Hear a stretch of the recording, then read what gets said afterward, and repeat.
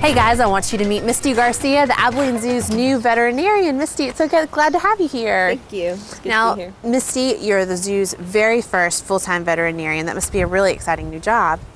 It's exciting, and we have a lot of work that we're trying to get done, and so we've had a busy time here. Now, tell us what a normal day looks like for you. That's kind of hard. As a zoo vet, that's part of the exciting part and part of the challenge. There's no real normal day.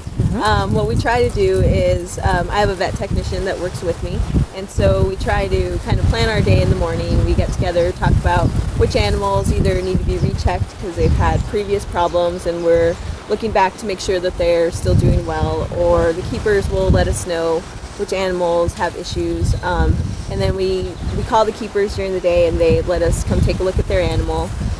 If there are other things that we need to do, procedures and those sorts of things, we try to schedule them ahead of time with the keeper. And they'll either bring the animal to the clinic, but a lot of times we have big animals and so we can't bring them to the clinic. Right. So a lot of times we end up going to them. And so we pack up as much as we can from the clinic and take it to the animal and try to treat them there as much as we can.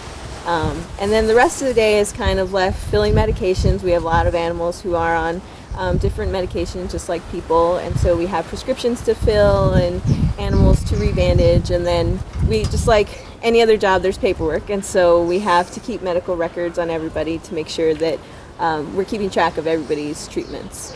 Well, that sounds like a very full day for you and your assistant. Now we've got huge animals like our rhinos and our giraffes, but then we also have little bitty animals. Tell us about all the kinds of training that you would have to deal with such a variety of animals.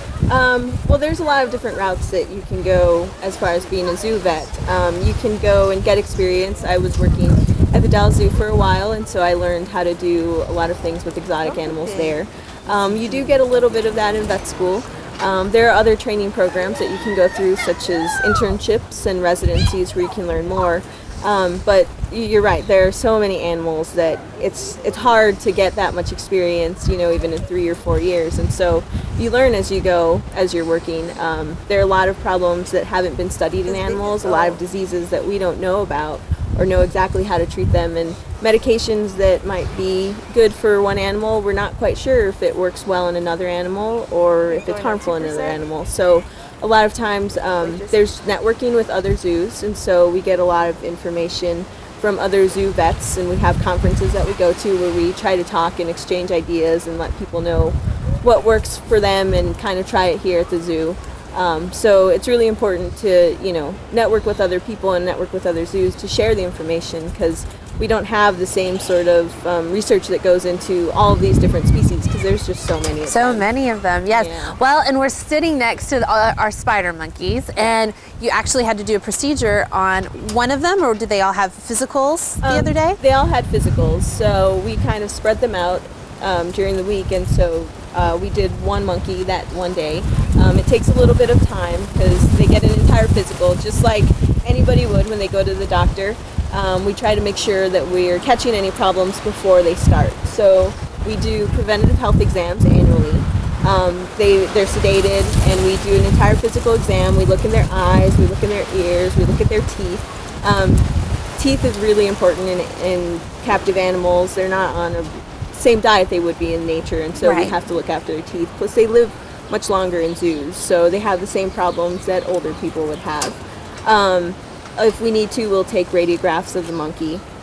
They get vaccines just like humans would, and we give them a dental prophylaxis so they get their teeth clean just like any person would. Oh, that's great. That's such an exciting. Well, I think these animals are pampered with the aid of you guys. It's really exciting.